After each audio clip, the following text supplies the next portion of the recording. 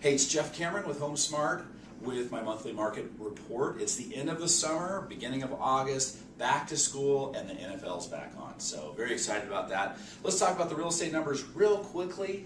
As far as available homes across the valley, that increased 5.8%.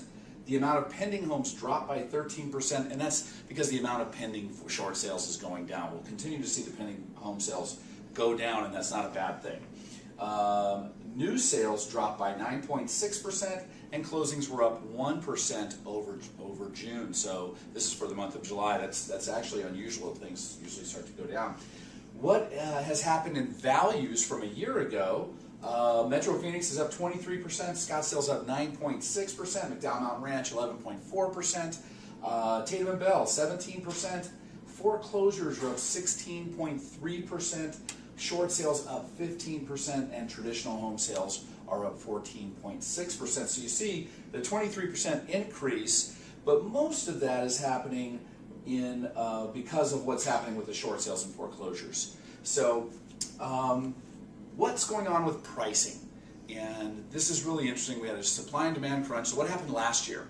We hit the bottom in August of 2011, started going up in prices, and then through 2012 we just surged. We hit June of 2012, and I'll talk about what happened with pricing, but basically values flattened out. We went flat all the way into the beginning of the spring of this year, 2013, surged up into June, and now they seem to be flattening out again. So what we saw happen, and the same thing happened last year. So if we take a $300,000 home, it was priced at $300,000, which was the market value. Buyers went in, they bid it up, it sold for like $306, maybe $310. Then the next one comes up and they list for $310.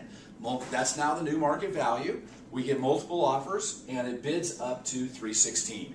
A little more time goes by, another one listed $316, it bids up to $320.